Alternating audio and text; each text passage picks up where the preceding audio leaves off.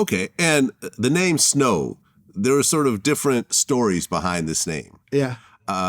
One story was it stood for super notorious, outrageous white boy. Yeah, I don't know. Yeah, I don't know.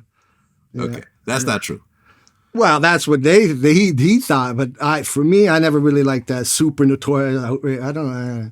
So I'm not a bragger, you know. I'm a humbler, you know. I'm a humble bragger, but it's just he said Snow White, and I'm like, nah, cut the white out. You know, you can call me Snow whatever you want, but at that time it was like whatever you want to call me. I don't know, whatever, you know. So they and then it stopped. Okay, and there's a guy named Marvin Prince near the beginning, and this story comes out, you know, the story continues later on, but what really was his role early on in your career in the making of that song? See, he's funny because he tells an interview when we first started how when I met him, right, he wouldn't even come out of his house. He was just like a DJ. He didn't even really know reggae music. He was Jamaican. He knew reggae music, of course, because his uncle and everybody knew reggae, but he was more hip hop, you know. So when I met him, I was at a fight. I was beating people up and singing at the same time. So he was like, yo, are you Jamaican? I'm like, no. He goes, your father's not? I'm like, no, I'm Irish. Right? So then years later, just now, he's saying that he taught me how to do it. But when he met me, he was like, are you Jamaican? How would he think I'm Jamaican if he had to teach me how to do reggae music? You know what I mean? So he kind of like, you know, went into a different thing. You know what I mean? Well, the song comes out and the album comes out. So you got my heart pumping now. You mentioned that guy's name. I know. Allegedly he died. I don't know. Allegedly he got murdered. Well, the Informer single was #1 for 7 weeks. Yeah. On the Billboard. the U.S. Billboard 200 chart. 7 weeks. Yeah, crazy. But I didn't even know what the Billboard was. See, the time that it was coming out on the Billboard charts, my brother and them were still boosting. So every week he would go and boost the Billboard chart, the Billboard magazine, to see how far I'd get up. So he'd be out boosting. He'd be like, he's #6 now. Holy shit. Next week they'd boost the Billboard. He's #5. You know what I mean? So yeah, I went to #1, knocked Whitney Houston off. So it was crazy. Okay. And when the album comes out, it sells 8 million copies worldwide. Crazy. I mean, did it eventually go to 10 million and go like diamond or? Oh, I don't know. Probably.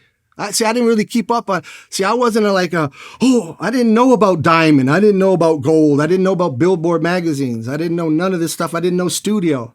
I know how to drink, fight, sing that reggae music, and that was it.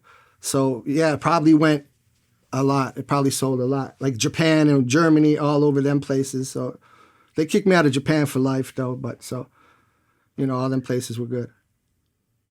Well, I mean, at that time, I guess according to the Guinness Book of World Records, it was the best. See, that's my accomplishment. That's what I love. The Irish book, the Guinness. See, my family owns the Guinness harp. You know the harp on the Guinness beer? That's my family's harp. That's your O'Brien. Yeah, that's your O'Brien's harp. So to put me back, see, the Guinness Book of World, the Guinness family is the same Guinness as the Guinness beer. That's the same family from Ireland, long time ago. So now for me to be back in that book is like, I see it. Right. I mean, it became, according to the Guinness Book of World Records, the best-selling reggae single in U.S. history, as well as the highest charting reggae single in history. Yeah. That was weird. That was like weird to me. Yeah, because it's like, you know, me, you know, but whatever. Well, yeah. I mean, it outsold Bob Marley at the time. Yeah. I don't pay attention to that. Bob Marley is Bob Marley. You know, Bob Marley is, you know what I mean? You know, so if someone says, you got the biggest, better than Bob, don't even tell me that. Don't even come to me with the biggest, the longest, the Billboard. That's whatever that is. Bob Marley is, you know, Bob Marley. What do you say? You know? I mean, was there a certain amount of pushback? Because here you have this white kid from Canada who, you know, I mean, doesn't speak in a patois in his normal dialect and has the highest charting reggae song like of all time. You know, I'm sure actual Jamaicans and reggae artists was feeling some type of way about that. I don't know how they loved me.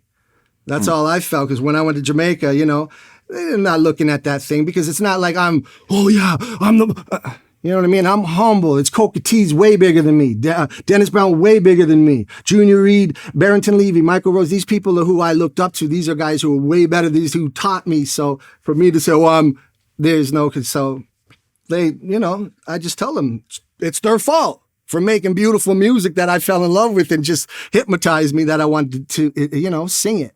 So that's how, Well, I remember on Living Color, Jim Carrey actually did a parody about you, called it Imposter. Oh, yeah, I got beat up by the Dreads. Right. I mean, when that came out, what'd you think? Did you have a laugh or were you a little insulted? I had a laugh because, first of all, this is not what I want to do. So it's not like, whatever. I don't care. It's not, you know what I'm saying? So insulted, no, I was like, he had to do that. That's a funny skit. You know what I mean? I would have done the same thing. I'm an imposter. Yeah, I'm an imposter. Go do it. And I get beat up by the Dreads. I think that's funny. So now I don't take none of that serious. I don't take none of it really. I just take it like, thanks.